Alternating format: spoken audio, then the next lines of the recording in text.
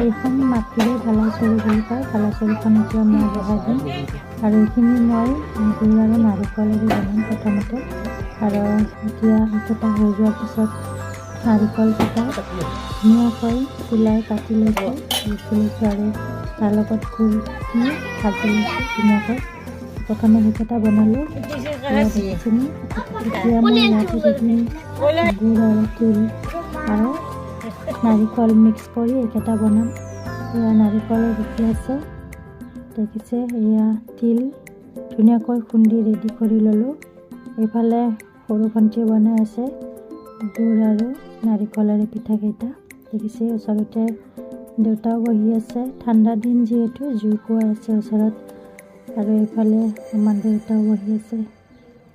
এয়া দেখিছেনে, দেউতা এনেকৈ জুই পোৱা বহি আছে। লগতে আমি পিঠা বনোৱা চাইও আছে আৰু এইফালে মায়ে ধুনীয়াকৈ ৰেডি কৰি আছে। পিঠাখিনি বনাই আছোঁ যিহেতু আপোনালোকক দেখুৱালোঁ। মাঘ বিহুৰ সময়ত বনোৱা পিঠা এয়া। এতিয়া মই বনাই আছোঁ সেইখিনি তিল আৰু নাৰিকলেৰে এইকেইটা বনাইছোঁ। আৰু ভিডিঅ'টি কেনেকুৱা পালে আপোনালোকে জনাব। সকলোৱে চোৱাৰ বাবে সকলোকে মই ধন্যবাদ জনাইছোঁ। আজিলৈ এৰিলোঁ।